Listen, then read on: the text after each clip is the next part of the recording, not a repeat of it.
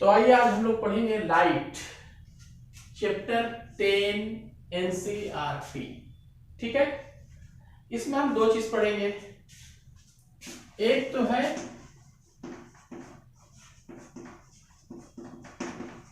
Reflection of light और दूसरा क्या है, रिफ्रैक्शन ऑफ लाइट।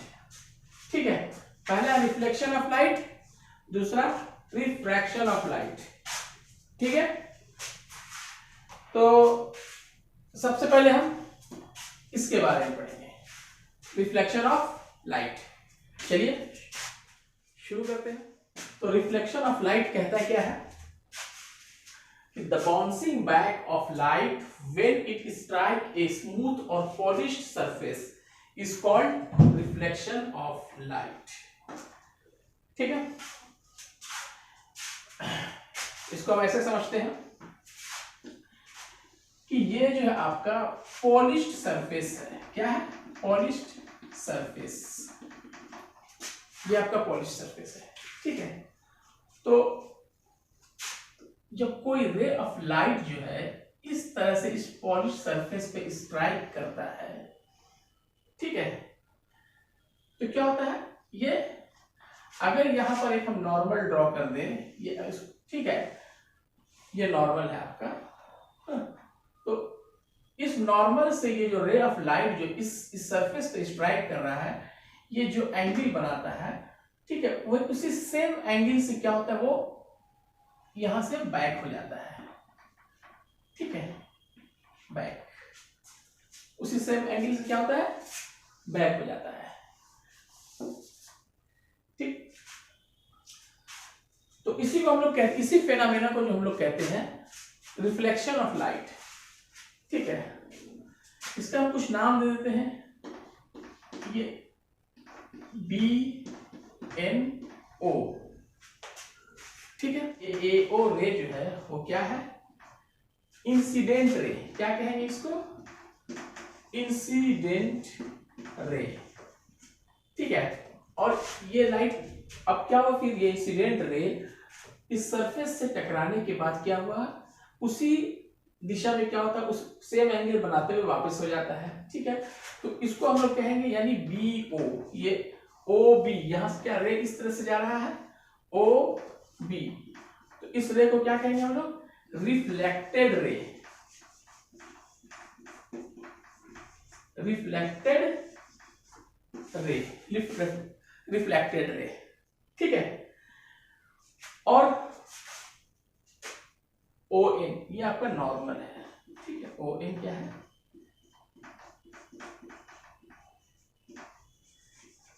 नॉर्मल। ठीक है, अच्छा, ये इंसिडेंट रे जो है इस नॉर्मल से जो एंगल बना रहा है, इसको कहेंगे हम एंगल ऑफ इंसिडेंस। और आफ्टर रिफ्लेक्शन जब ये बैक हो रहा है, तो नॉर्मल के साथ जो एंगल बन रहा है इसका एंगल R, इसको कहेंगे हम एंगल ऑफ रिफ्लेक्शन, इसको कहेंगे एंगल ऑफ इंसिडेंस, और इसको कहेंगे एंगल ऑफ रिफ्लेक्शन।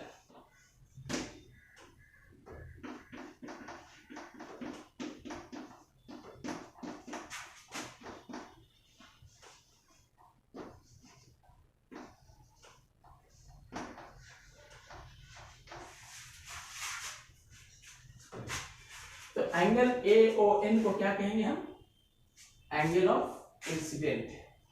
ठीक है, और angle BON equal to angle R है, इसको क्या कहेंगे हम, angle of reflection, angle of reflection. ठीक है, अब रिफ्लेक्शन के जो होते हैं दो लॉ होते हैं, two laws, there are two laws of reflection of light. वो क्या होते हैं, तो लॉज ऑफ रिफ्लेक्शन क्या कहता है कि the angle of incidence is equal to the angle of reflection. ठीक है, यानी एंगल ऑफ इंसिडेंस जो है, ये एंगल I जो है वो एंगल R के बराबर है। ठीक है, यानी angle I equal to angle R है।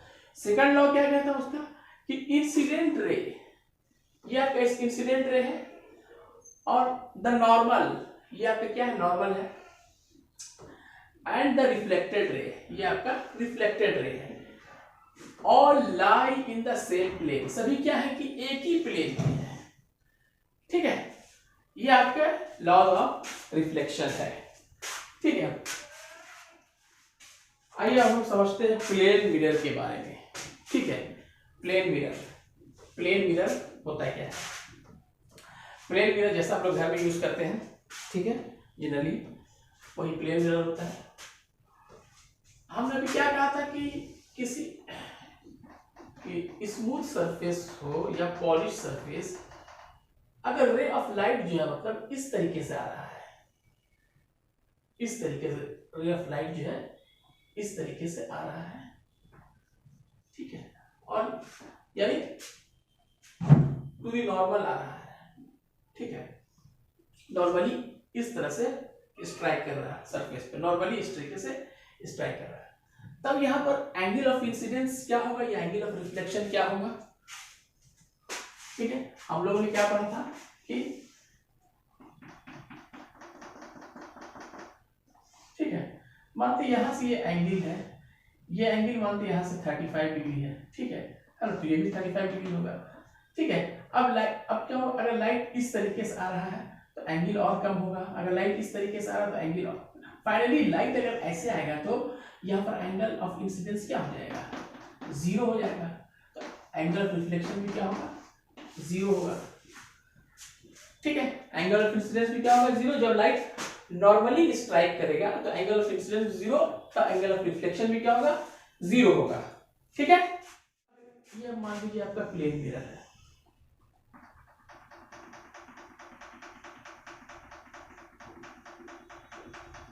ठीक, ये आपका बेस लाइन है, ये आपका प्लेन मिरर है, ये आपका बेस लाइन है, ठीक है। हाँ, अच्छा मानते ऑब्जेक्ट जो है ये आपका ऑब्जेक्ट है, ए बी जो है आपका ऑब्जेक्ट है, तो इमेज को दिखा, इस प्लेन मिरर में इमेज कैसा बनता है, ठीक है, इसको दिखाने के लिए हम 2 रे का इस्तेमाल करेंगे, 2 रेज, ऑलवेज 2 रेज। ठीक है, पहला रेज जो है कि इस प्लेन पे नॉर्मली स्ट्राइक करेगा, यानी जिस दिशा उसी दिशा में क्या होगा, वापस हो जाएगा, तो इसका एंगल ऑफ रिफ्लेक्शन क्या है, 0 है, सॉरी एंगल ऑफ इंसिडेंस 0 है, और एंगल ऑफ रिफ्लेक्शन भी क्या है, इसमें 0 है। ठीक है, दूसरा रे हम यहां इस तरीके से लेंगे,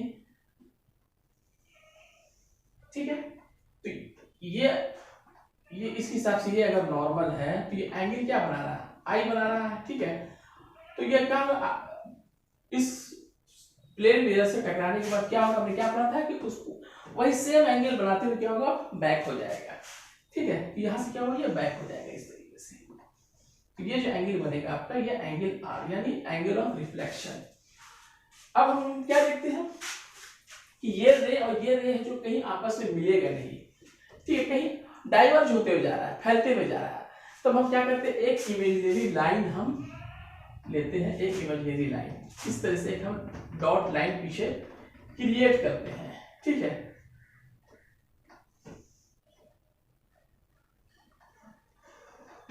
ठीक है, तो इमेजिनरी लाइन से हमने क्या किया, इस पॉइंट को हमने मिलाया यहाँ पर, तो ये इमेज जो बनेगा यहाँ पर ए डैश बी डैश, क्योंकि हमने इमेजिनरी लाइन को हमने क्या किया, यहाँ पर मिलाया, और इमेजिनरी लाइन जब 2 लाइन जिस पॉइंट पे मिला वहां से हमने क्या किया, तो ये इमेज जो बनेगा। ठीक है, तो प्लेन मिरर में जो इमेज बनता है आपका, वो इमेजिनरी इमेज बनता है, वर्चुअल इमेज जिसको बोलते हैं हम लोग,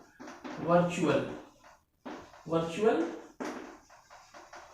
इमेज, प्लेन मिरर में जो इमेज बनता है वो वर्चुअल इमेज बनता है। ठीक है, और दूसरी बात क्या है कि अगर मिरर से हम 1 सेंटीमीटर की दूरी पे है या 2 सेंटीमीटर की दूरी पे है, तो हमारा इमेज व्यू जो होगा इस मिरर से 1 सेंटीमीटर या 2 सेंटीमीटर की ही दूरी पे बनेगा। ठीक है, और जो साइज ऑब्जेक्ट का होगा वही साइज इमेज का भी होगा। ठीक है, लेकिन वर्चुअल इमेज बनेगा, चूंकि इमेजिनरी लाइन को 20 इमेजिनरी लाइन को ड्रॉ करके एक इमेज बनाया गया है, तो इसलिए इसको हम कहेंगे इमेजिनरी, है ना। और इसमें साइज ऑफ द ऑब्जेक्ट, जो इमेज जो होता है वो साइज ऑफ द ऑब्जेक्ट के बराबर होता है, ठीक है। इसमें एक और क्या चीज है, lateral inversion. Lateral inversion, lateral inversion, ठीक है।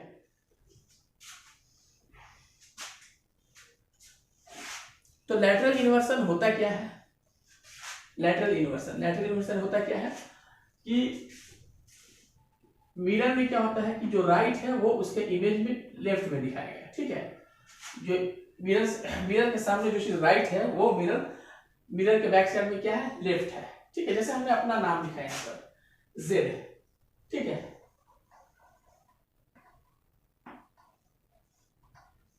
जेड हमने उल्टे तरीके से लिखा जेड को, यहां पर हमने क्या लिखा है कि जेड जो है यहाँ पर राइट साइड में है और आर है लेफ्ट साइड में, लेकिन इसके इमेज में हम क्या लिखते हैं कि जेड जो है लेफ्ट साइड में है और आर जो है राइट साइड में है, ठीक है। वहां पर आर क्या है, लेफ्ट साइड में है। बस यही आपका लैटरल इन्वर्सन है, ठीक है, यानी लेफ्ट का राइट या राइट का लेफ्ट। इसी तरह से आपने बहुत से मेडिकल जो गाड़ी जो हॉस्पिटल से निकलती है मरीज पेशेंट को लाने ले जाने के लिए, तो आपने देखा होगा कि उसमें एम्बुलेंस जो लिखा होता है वो उल्टा लिखा हुआ होता है, ठीक है। देखिए ये क्वेश्चन है कि ये जो इंसिडेंट रे जो है ये इस प्लेन सरफेस से या स्मूथ पॉलिश सरफेस कर लो या आप इसको मिरर भी कर लो, ठीक है, इससे ये 47 डिग्री एंगल बना रहा है, ठीक है। तब ये पूछ रहा है कि इसमें एंगल ऑफ आई यानी एंगल ऑफ इंसिडेंट ये क्या होगा और एंगल ऑफ रिफ्लेक्शन क्या होगा। बहुत आसान सवाल है, ठीक है। तो हम क्या देखते हैं कि ये जो नॉर्मल है, नॉर्मल क्या होता है, इस प्लेन पे परपेंडिकुलर है, तो ये इस प्लेन पे जो इस प्लेन से और ये नॉर्मल कितना एंगल बना रहा है, 90 डिग्री एंगल बना रहा है, ठीक है। ये एंगल क्या है, 90 डिग्री है, ठीक है। तो यहाँ पर 90 डिग्री इक्वल टू कितना है, 47 डिग्री प्लस एंगल ऑफ आई है, ठीक है। 47 को इधर ले आते हैं तो 90 माइनस 47 इक्वल टू 43, तो एंगल आई कितना निकला, 43, ठीक है। तो लॉज ऑफ रिफ्लेक्शन में पहला लॉ क्या है कि angle of incidence is equal to the angle of reflection, यानी एंगल ऑफ आर भी क्या होगा, 43।